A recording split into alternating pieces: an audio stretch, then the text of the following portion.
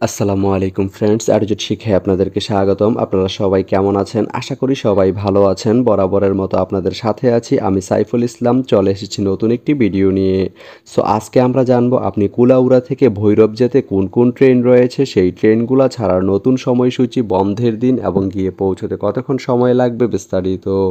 তো আমি যদি আপনাদেরকে ট্রেনের সময়সূচিগুলো বলে দেই, আপনি কুলাউড়া থেকে ভৈরব যেতে প্রথমেই যে ট্রেনটি রয়েছে সেটি হচ্ছে উপবন। উপবন ট্রেনটি কুলাউড়া থেকে ছাড়বে রাত 12:46 এবং এটি ভৈরব গিয়ে পৌঁছবে ভোর 4:03। সোমবারের দিন এই ট্রেনটি বন্ধ থাকে।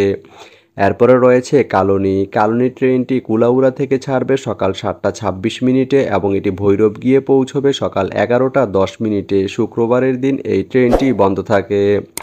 এরপরে রয়েছে পারাবত। পারাবত ট্রেনটি কুলাউড়া থেকে ছাড়বে বিকাল 5:09 এবং এটি ভৈরব গিয়ে পৌঁছবে রাত 8:55। সোমবারের দিন এই ট্রেনটি বন্ধ থাকে। এরপরে রয়েছে সুরমা।